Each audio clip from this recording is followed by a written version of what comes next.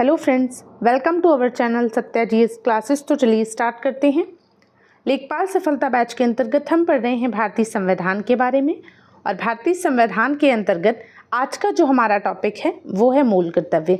मूल कर्तव्य जिसे हम फंडामेंटल ड्यूटीज़ भी कहते हैं। सबसे पहले हम जानते हैं कि क्या मूल कर्तव्य भारतीय संविधान में मूल रूप से थे या नहीं थे।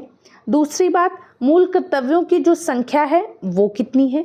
तीसरी बात, मूल कर्तव्यों को किस समिति की सिफारिश पर जोड़ा गया, तो उस समिति को हम जानेंगे। ठीक है, किस तरह का संशोधन हुआ था मूल कर्तव्यों को जोड़ने से संबंधित, तो उसके बारे में भी हम जानेंगे। ठीक है, मूल कर्तव्य भारतीय संविधान के किस भाग में है, पहला तो यही सवाल इम्पॉर्टेंट है।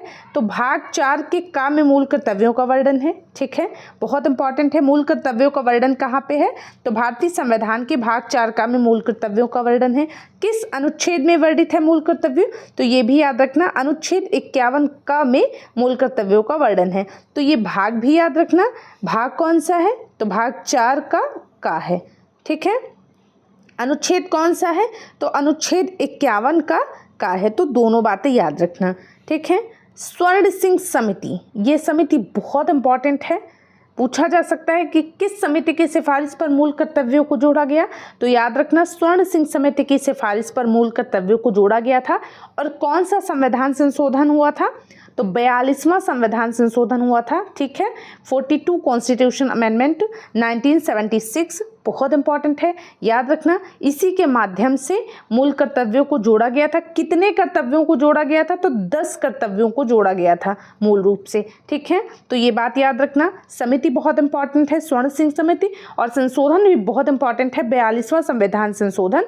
इसके माध्यम से मूल कर्तव्यों को भारतीय संविधान में जोड़ा गया था। ठीक है, मूल कर्तव्यों की जो वर्तमान में संख्या है वो 11 हो चुकी है, क्योंकि एक और मूल कर्तव्य जोड़ा गया कब, 2002 में। लेकिन मूल रूप से जो मूल कर्तव्य थे, जो फंडामेंटल ड्यूटीज़ थी, उनकी संख्या कितनी थी, तो 10 थी। ये बात याद रखना।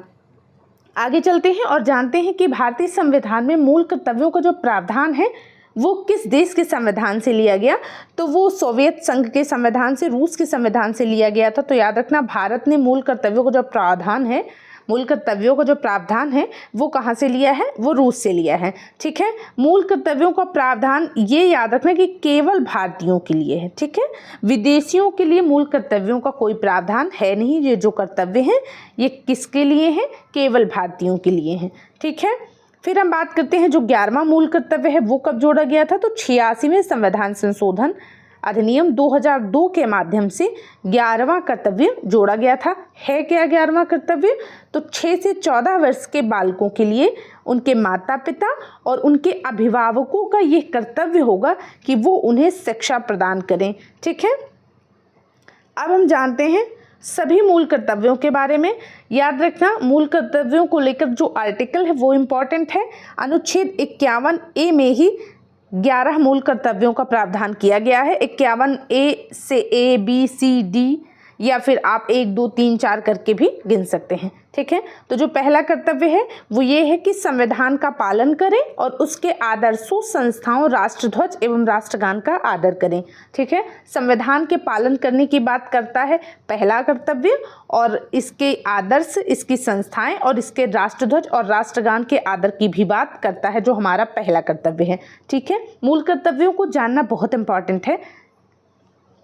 फिर अगर दूसरे कर्तव्य की बात करें, अनुच्छेद 51A(2) में दिया गया है कि स्वतंत्रता के लिए राष्ट्रीय आंदोलन को प्रेरित करने वाले उच्च आदर्शों को हृदय में संजोए रखें और उनका पालन करें। ठीक है, जो हमारा तीसरा कर्तव्य है वो है भारत की संप्रभुता, एकता और अखंडता। इन तीनों शब्दों को याद रखना, संप्रभुता, एकता और अखंडता की बात कहाँ पे की गई है, तीसरे कर्तव्य में इन तीनों चीज़ों की बात करी गई है।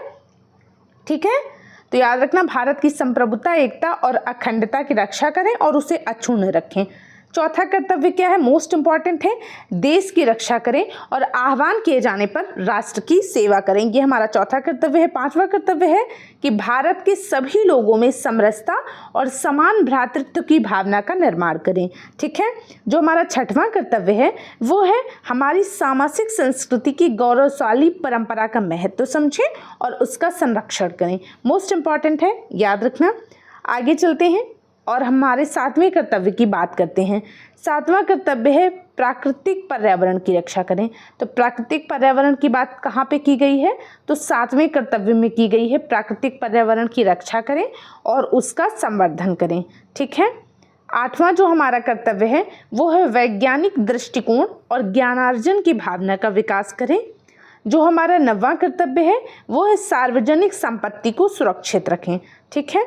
फिर हम बात करते हैं 10वें कर्तव्य की। 10वां कर्तव्य है हमारा व्यक्तिगत एवं सामूहिक गतिविधियों के सभी क्षेत्रों में उत्कर्ष की ओर बढ़ने का सतत प्रयास करें। कहाँ पर है, ये हमारा 10वां कर्तव्य है। और जो 11वां कर्तव्य है वो कब जोड़ा गया था, तो ये भी याद रखना, बहुत इंपॉर्टेंट है। ये पूछा जाता है कि कब जोड़ा गया था, तो 86वें संविधान संशोधन अधिनियम 2002 के माध्यम से जोड़ा गया था। और इसमें क्या प्रावधान है, इसमें प्रावधान है कि माता पिता या संरक्षक द्वारा 6 से 14 वर्ष के बच्चों हेतु प्राथमिक शिक्षा प्रदान करना, ये हमारा 11वां कर्तव्य है। तो इस बात को भी याद रखना। ठीक है। ये कर्तव्य कब जोड़ा गया था, ये भी याद रखना। आई होप आपको ये क्लास पसंद आएगी। अगर आती है तो प्लीज़ इसे लाइक और शेयर ज़रूर करें और अपना फीडबैक भी हमें ज़रूर दें। Thank you so much.